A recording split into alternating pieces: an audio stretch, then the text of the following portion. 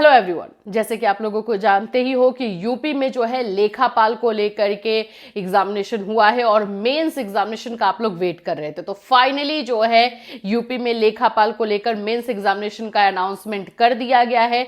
कब से ये फॉर्म फिलअप होगा, कौन से लोग फॉर्म भरेंगे और आप लोग का जो है लास्ट डेट क्या रहेगा, ये सारी चीजें आपको इस वीडियो में बताई जाएगी। इसमें एक और चीज आ रहा है कि यूपी पीएससी में लेखापाल की जो वैकेंसी आती है उसमें जो है मेंस का सिलेबस चेंज कर दिया गया है। उसको लेकर के भी बहुत ज्यादा आप लोगों में कंफ्यूजन है, तो उस पर भी बात करेंगे कि सिलेबस में क्या क्या चेंजेस कर दिए गए हैं, कौन कौन सा सब्जेक्ट अब आप लोग को पढ़ने की जरूरत है। निगेटिव मार्किंग को लेकर के भी क्वेश्चन आ रहा है, उस पर भी हम बात करेंगे इस वीडियो में, तो इस वीडियो को लास्ट तक देखिएगा। चलिए इस सारे कंफ्यूजन को दूर करने के लिए हम चलते हैं स्क्रीन पर, वहां पर डिटेल में देख लेते हैं। उससे पहले फ्रेंड्स, चैनल पर पहली बार विजिट करें तो चैनल को सब्सक्राइब कर लेना, बेल आइकन को हिट कर देना। यहाँ पर आप लोगों को हर तरह की वैकेंसीज के बारे में इंफॉर्मेशन दी जाती है, साथ ही साथ में आपको बीएड, डीएलएड, सीटेट, एमएड इन सभी के क्लासेस भी प्रोवाइड किए जाते हैं। तो चलिए चलते हैं हम स्क्रीन पर। जैसे कि आप लोग देख सकते हो फ्रेंड्स कि यहाँ पर आप लोगों ने आय प्रमाण पत्र को लेकर के जो क्वेश्चन पूछे हैं उसी को लेकर हम आंसर करने वाले हैं। स्क्रीन पर आप देख सकते हो ये वाला चीज़ जो है बहुत सारे बच्चों में आ रहा है और इसको लेकर के जो है कन्फ्यूज़न आप लोगों का बना हुआ है कि हम लोग चेंज करें कि नहीं, क्योंकि आपका ये कहना है। सबसे पहला तो एक स्टूडेंट ये बोल रहे हैं कि मैम मेरा तो पैसा पिछली बार आ गया था मेरे ही इनकम सर्टिफिकेट पर, तो इस बार क्यों मैं चेंज करूं और चेंज करने पर मैं पहले वाला अपने वाला ही लगाऊं, ऐसा अगर मेरे में आ रहा है तो, या फिर मैं अपने पेरेंट्स का लगाऊं। देख लो, सिंपल बात बता देती हूँ, रूल यही बोल रहा है। और इस बार बहुत सारे बच्चों का जो है इनकम सर्टिफिकेट की वजह से, इनकम सर्टिफिकेट सही नहीं लगाने की वजह से जो है कैंसिल होगा, रिजेक्ट होगा। बार बार कॉलेज की तरफ से वार्निंग दी जा रही है। अभी राम मनोहर लोहिया यूनिवर्सिटी ने जो है अपने टेलीग्राम चैनल पर उन्होंने भी बताया है, आप ही लोगों ने मुझे मैसेज किया था। फिर उसके बाद से जो समाज कल्याण विभाग के अधिकारी हैं वो लोग भी बार बार जो है इंटरव्यू में और सब जगह बोल रहे हैं कि इनकम सर्टिफिकेट आपको अपने पेरेंट्स का लगाना है। अब उसमें ये जो आप लोग का क्वेश्चन आ रहा है कि एक पेरेंट्स के 4 बच्चे हैं उसमें तो मिस्टेक होगा ही, वो आपका काम नहीं है।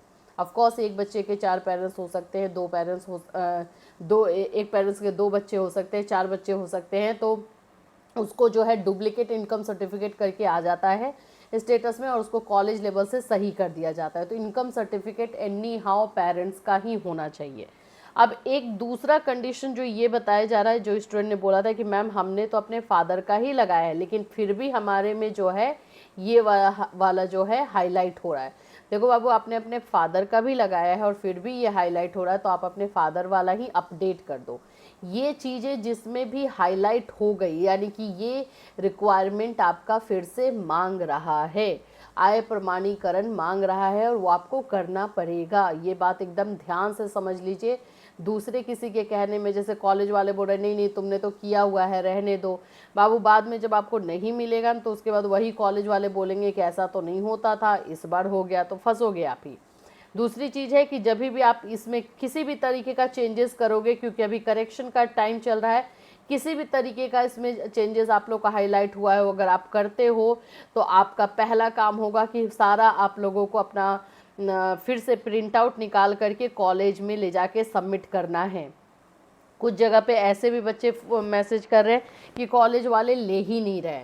कल को जब कॉलेज वाले जब बच्चे का जो है फेल हो जाएगा और फिर उस समय कॉलेज वालों से पूछा जाएगा कि आप ये कर दीजिए, तो उसके बाद उनका अलग ही बहाना रहेगा। इसलिए आप कॉलेज को बोलो कि मैंने करेक्शन किया है, इसलिए आप इसको आप फॉरवर्ड कर दीजिए, आगे जो होगा मैं देख लूँगा। ये बात आप ध्यान से रखिए, क्योंकि बहुत सारे कॉलेज का ये भी है कि उनको खुद ही नहीं पता है कि क्या करवाना है क्या नहीं करवाना है। बाद में जब फेल हो जाते हैं तो उसके बाद बोलते हैं कि अरे हमें तो इन्फॉर्मेशन ही नहीं मिली थी।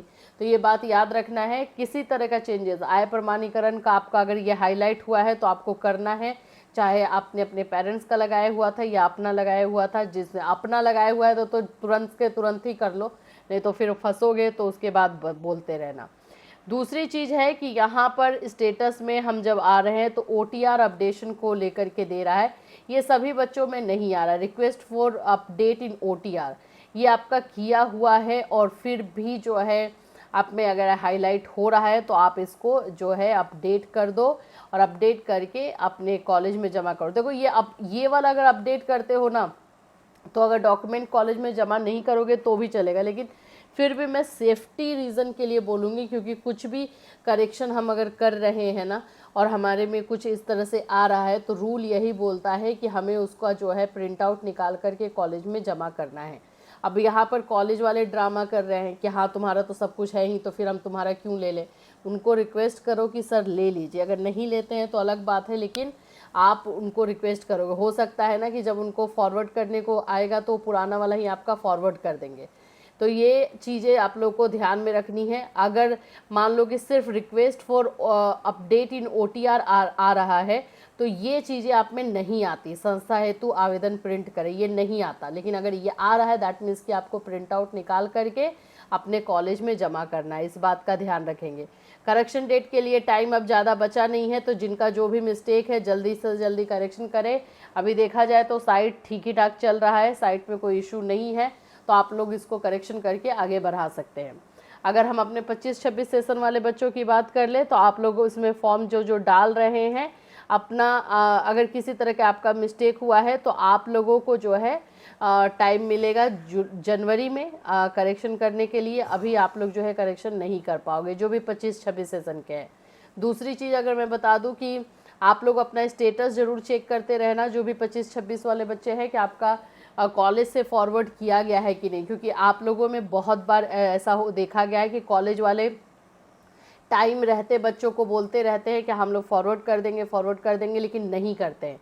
तो आप लोग प्रेशराइज करोगे ना तब जाके वो करेंगे, ये बात याद रख लेना। तो 25-26 वाले अपना स्टेटस ज़रूर चेक करते रहिएगा और अपना देखते रहिएगा कि आपका जो है जो फॉर्म है वो आगे फॉरवर्ड किया गया है कि नहीं किया गया है। ठीक है, इससे रिलेटेड कोई और अपडेट आएगा तो हम लोग अपने चैनल के माध्यम से आपको इन्फॉर्म करते रहेंगे। और अभी प्लीज़ आप लोग एज ए स्टूडेंट थोड़ा सा केयरफुल रहिएगा, कॉलेज के भरोसे मत बैठिएगा। कुछ कॉलेज वाले सही होते हैं, लेकिन मैक्सिमम कॉलेज वाले जो थोड़ा लापरवाही इसमें दिखा देते हैं, तो आपको थोड़ा केयरफुल रहना है, जिससे कि कॉलेज को भी लगे कि हाँ आपको नॉलेज है इसको लेकर। और जैसे जैसे जो भी अपडेट होगा हम लोग हैं ही आपको बताने के लिए। फिर मिलूंगी, till then take care everyone.